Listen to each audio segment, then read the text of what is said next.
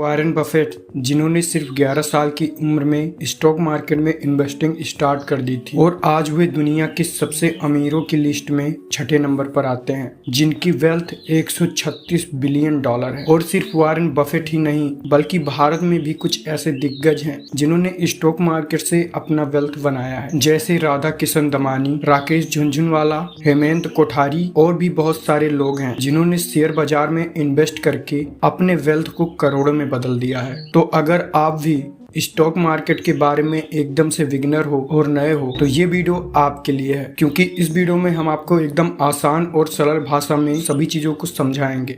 तो आज के इस वीडियो में हम 4 पॉइंट को कवर करेंगे, जहां सबसे पहले हम बात करेंगे कि लोग स्टॉक मार्केट में इन्वेस्ट करके अमीर कैसे बनते हैं, इसके पीछे का क्या कारण है। दूसरे पॉइंट में हम ये जानेंगे कि स्टॉक मार्केट क्या है और शेयर्स का क्या मतलब है। तीसरे पॉइंट में हम ये जानेंगे आपको अपना पैसा सेविंग अकाउंट में रखना चाहिए या उसकी एफडी करानी चाहिए या उसे गोल्ड या किसी प्रॉपर्टी में इन्वेस्ट करना चाहिए या फिर उसको स्टॉक मार्केट में इन्वेस्ट करना चाहिए। आखिर क्या बेस्ट तरीका है ताकि आपका पैसा और वेल्थ दोनों बढ़ सके। लास्ट में हम जानेंगे स्टॉक मार्केट के कुछ डार्क साइड के बारे में। ये आपके लिए बहुत ही ज्यादा जरूरी है, क्योंकि अगर आप ये नहीं जानोगे तो आपके अंदर कितना भी स्किल हो, आप कभी भी स्टॉक मार्केट से प्रॉफिट नहीं जनरेट कर पाओगे।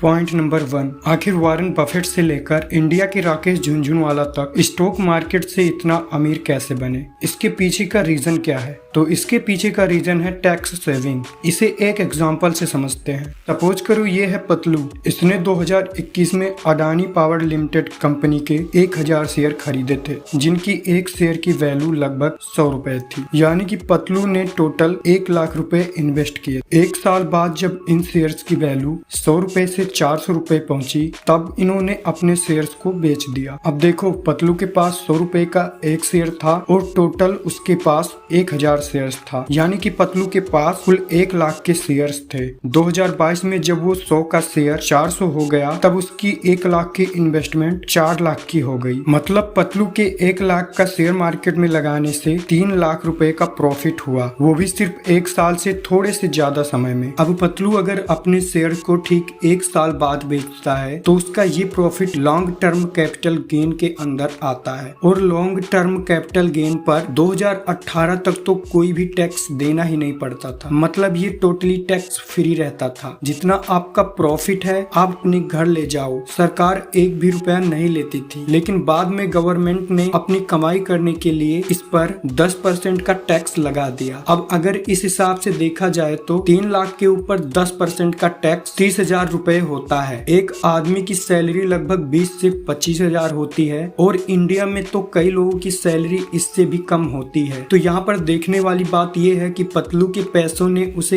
एक आदमी की पूरी साल भर की कमाई, पूरे साल भर के सैलरी जितना पैसा खुद ही कमा कर दे दिया। और इसी तरीके को कहते हैं पैसों से पैसा कमाना, यानी मेक मनी फ्रॉम मनी। लेकिन ये तो पतलू का एक छोटा सा रिटर्न था। सपोज करो अगर पतलू अपने पैसों को 10-15 साल तक उसी कंपनी में इन्वेस्ट करके रखता है, तो हो सकता है जो शेयर आज 400 रुपए का हो वो अगले 10-15 सालों में 4000 रुपए का हो जाए, और जो अभी प्रॉफिट उसको लाखों में हो रखा है वो कई करोड़ों में बदल सकता है। बस शेयर्स को खरीदते वक्त ये ध्यान रखना है कि उन शेयर्स को लंबे समय के लिए इन्वेस्ट करो। पॉइंट नंबर 2, अब देखो स्टॉक मार्केट क्या है। अगर मैं आपको सबसे आसान भाषा में समझाऊं तो स्टॉक मार्केट हमारे आसपास लगने वाले लोकल मार्केट की तरह ही है, जहां पर जाकर हम फल और सब्जियां लाते हैं। उसी तरह इन्वेस्टर स्टॉक मार्केट में जाकर कंपनियों के शेयर्स को खरीदते और बेचते हैं। लेकिन अब तो ऐसा हो गया है कि इन्वेस्टर को कहीं जाने की जरूरत ही नहीं है, वो घर पर ही अपने मोबाइल से किसी भी कंपनी के शेयर्स को खरीद और उसे बेच सकते हैं। अब जैसा कि फल और सब्जी की दुकान तो हमें हर गली और चौराहे में मिल जाएगी, लेकिन भारत में सिर्फ 2 ही शेयर बाजार हैं। पहला नेशनल स्टॉक एक्सचेंज NSE और दूसरा बॉम्बे स्टॉक एक्सचेंज BSE। अब जानते हैं आखिर शेयर्स का मतलब क्या होता है। शेयर्स का मतलब होता है हिस्सेदारी। अगर आप किसी कंपनी में एक शेयर खरीद लेते हो तो इसका मतलब है कि जितना आपके पास उस कंपनी के शेयर्स हैं उतना ही आप उस कंपनी का मालिकाना हक रखते हो। इसे भी एक आसान एग्जांपल से समझते हैं। मान लो मैंने इन्वेस्ट उपाय लिमिटेड नाम की एक कंपनी खोली है जिसके पास कुल 1000 रुपए की शेयर कैपिटल है। कंपनी अपनी सारी पूंजी का इस्तेमाल कंपनी के काम करने के लिए करती है। अब कंपनी अपनी इसी पूंजी को यानी कि अपनी इसी शेयर कैपिटल को अगर 100 बराबर हिस्सों में बांटती है तो इस तरह कंपनी के एक शेयर की वैल्यू निकालने के लिए हम उसे जितने हिस्सों में बांटना चाहते हैं उससे डिवाइड करेंगे तो एक शेयर की कीमत हमें पता चल जाएगी। जैसे यहाँ पर अगर हम 1000 रुपए को 100 से डिवाइड करें तो 10 रुपए शेयर की वैल्यू निकल जाएगी। इसी तरीके से हम किसी भी कंपनी के शेयर की वैल्यू निकाल सकते हैं। अब अगर मैं फ्यूचर में अपनी कंपनी को बढ़ाना चाहता हूँ, अपने बिजनेस को और भी बड़ा करना चाहता हूँ, तो इसके लिए मुझे और पैसे चाहिए। तो अब मुझे और पैसे चाहिए, इसके लिए मैं शेयर मार्केट में अपनी कंपनी को लिस्ट कराऊंगा, जिसके बाद आम जनता यानी कि पब्लिक से भी पैसे ले सकता हूँ। अब यहाँ पे अगर मैं कहता हूँ जिसको भी मेरी कंपनी में इन्वेस्ट कर रहा है वो मुझे एक शेयर का 10 रुपए दे और मेरी कंपनी के शेयर्स का हिस्सेदार बन जाए। मेरा एक राजू नाम का फ्रेंड इसी कंपनी का एक शेयर खरीद लेता है, वही मेरा दूसरा फ्रेंड श्याम इस कंपनी के 5 शेयर खरीद लेता है। अब यहाँ पर हम नंबर ऑफ शेयर्स को देखकर ही पता लगा सकते हैं कि राजू यहाँ पर मेरी कंपनी के 1% का मालिक है, वहीं श्याम मेरी कंपनी के 5% का मालिक। अब क्योंकि इन दोनों ने अपना पैसा मेरे बिजनेस को चलाने के लिए दिया है तो इसलिए मेरे बिजनेस का प्रॉफिट और लॉस इनके शेयर्स के हिसाब से इनके बीच में बटेगा। अब देखो, शेयर मार्केट में इन्वेस्ट करने के 2 तरीके होते हैं। पहला तो ये होता है कि आप डायरेक्ट किसी भी अपनी मनचाही कंपनी के शेयर को ट्रैक करो, उस पर रिसर्च करो, उसके बाद उस कंपनी के ऊपर पैसा लगा दो। दूसरा तरीका होता है इनडायरेक्ट। ये तरीका उन लोगों के लिए सबसे बेस्ट है जिनके पास शेयर्स पर रिसर्च करने का टाइम नहीं होता है। अब ऐसे लोग अपना पैसा म्यूचुअल फंड में लगाते हैं जिसके अंदर एक्सपर्ट उन पैसों को अलग अलग शेयर्स में इन्वेस्ट करते हैं ताकि आपको बेहतर रिटर्न मिल सके। अब बात करते हैं पॉइंट नंबर 3 की कि आपको अपना पैसा कहां पर इन्वेस्ट करना चाहिए। देखिए, ये बात बिल्कुल सच है कि पैसा बहुत ही मेहनत से कमाया जाता है, इसलिए हमें एक भी रुपया सोच समझ कर इन्वेस्ट करना चाहिए। और आज के टाइम पर अपने पैसों को सेव करने के बहुत सारे ऑप्शन अवेलेबल हैं। या तो आप प्रॉपर्टी में इन्वेस्ट कर सकते हो, शेयर्स खरीद सकते हो और भी बहुत सारी चीजें कर सकते हो। लेकिन कहां पर पैसा लगाना सबसे ज्यादा फायदेमंद है, इसे भी अच्छे से समझने के लिए हम एक और एग्जांपल लेते हैं। चलो मान लो ये है राम, श्याम, राजू, बाबूराव और तोतला सेठ। अब सपोज करो इन सभी के पास 1 लाख रुपए हैं।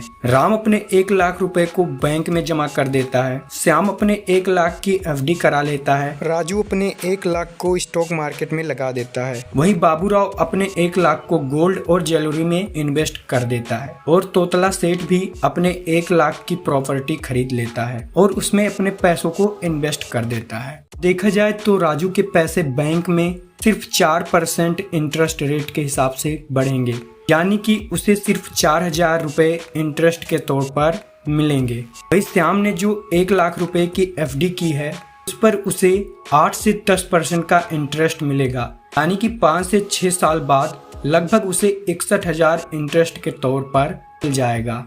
मतलब 5 से 6 साल बाद उसके 1,61,000 हो जाएंगे। अब राजू ने क्योंकि अपने 1 लाख रुपए शेयर मार्केट में लगाए हैं और जैसा कि मैंने आपको ऊपर वाले एग्जाम्पल में बताया था कि कैसे शेयर मार्केट में पैसा लगाने से 1 साल में 300% से भी ज्यादा का रिटर्न मिला था। अब चलो मान लेते हैं कि हर साल 300% का रिटर्न ना मिले, ऐसा मान के चलते हैं कि पहले साल में कोई रिटर्न ही ना मिले, दूसरे साल में भी रिटर्न ना मिले, लेकिन अगर कंपनी अच्छी है तो 2-3 साल में कोई भी कंपनी अच्छा खासा रिटर्न दे सकती है। फिर भी हम ऐसा मान के चलते हैं कि 1 साल में 300% का रिटर्न बल्कि 5 साल तक पैसा लगाने के बाद 300% का रिटर्न मिला, मतलब उसके 1 लाख 5 साल बाद 4 लाख रुपए हो जाएंगे। वहीं बाबूराव की केस में देखा जाए तो उसने 1 लाख अपने गोल्ड में जो इन्वेस्ट किए थे तो गोल्ड का रेट यूजुअली 5% के रेट से ही बढ़ता है। वहीं तोतला सेठ के केस में देखा जाए तो वैसे तो प्रॉपर्टी में इन्वेस्ट करने के लिए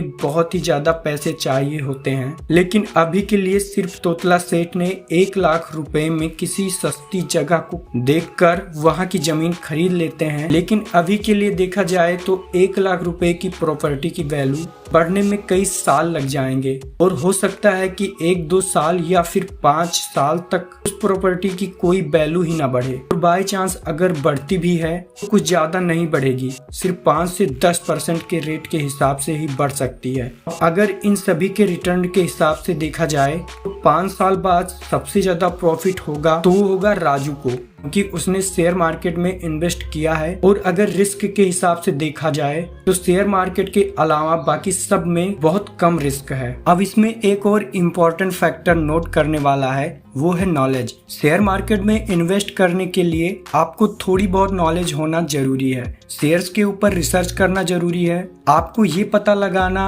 आना चाहिए, ये एनालिसिस करना आना चाहिए कि कौन सी कंपनी के शेयर्स फ्यूचर में ग्रो करने वाले हैं। तो अगर आप भी स्टॉक मार्केट में इन्वेस्ट करना चाहते हो तो आपको नॉलेज होना बहुत ज्यादा जरूरी है। तो इस वीडियो में मैंने आपको 4 पॉइंट के हिसाब से अच्छे से बता दिया कि स्टॉक मार्केट क्या है, स्टॉक मार्केट से लोग इतना अमीर कैसे बन रहे हैं और आपको अपना पैसा कहां पर इन्वेस्ट करना चाहिए। साथ में मैंने आपको लास्ट में छोटा सा बताया है कि इसमें एक डार्क साइड क्या हो सकता है। तो अगर आप डार्क साइड को अच्छे से एग्जाम्पल से समझना चाहते हो तो कमेंट में एक कमेंट जरूर से कर देना। बाकी इस चैनल पर ऐसे इंटरेस्टिंग वीडियोस आते रहेंगे तो चैनल को भी सब्सक्राइब कर लेना। तो मिलते हैं हम नई वीडियो के साथ एक नए टॉपिक पर।